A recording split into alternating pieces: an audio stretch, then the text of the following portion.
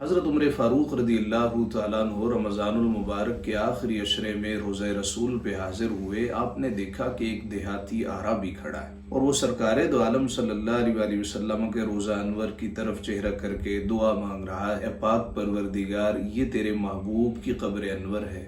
مولا، میں تیرا بندہ، تیرا غلام ہوں اور شیطان تیرا دشمن ہے۔ پاک پروردگار، اگر تو مجھے معاف کر دے گا تو تیرا محبوب خوش ہوگا، تیرا بندہ نجات پا جائے گا اور تیرا دشمن ذلیل و رسوا ہوگا۔ اور مولا، اگر تو نے مجھے معاف نہ کیا تو تیرا محبوب قبر میں پریشان ہوگا، تیرا بندہ ہلاک ہو جائے گا اور تیرا دشمن خوشی سے نہال ہوگا۔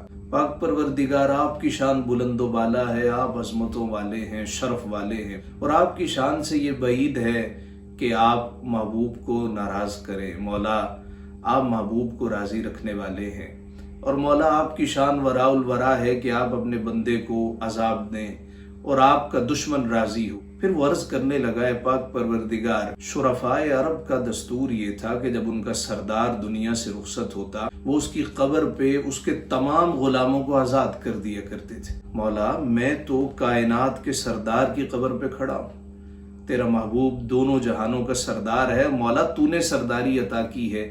مولا، میں تیرے محبوب کی قبر پہ کھڑے ہو کے تجھ سے عرض کرتا ہوں، پاک پروردگار، مجھے بھی جہنم سے آزاد فرما۔ اس نے اتنی دل سوزی کے ساتھ یہ دعا مانگی کہ جناب فاروق کی آنکھیں چھلکنے لگیں، رو رو کے داڑھی مبارک تر ہو گئی، باواز سے بلند کہا آمین۔ اس نے مڑ کے دیکھا، یہ تو امیر المومنین عمر فاروق کھڑے۔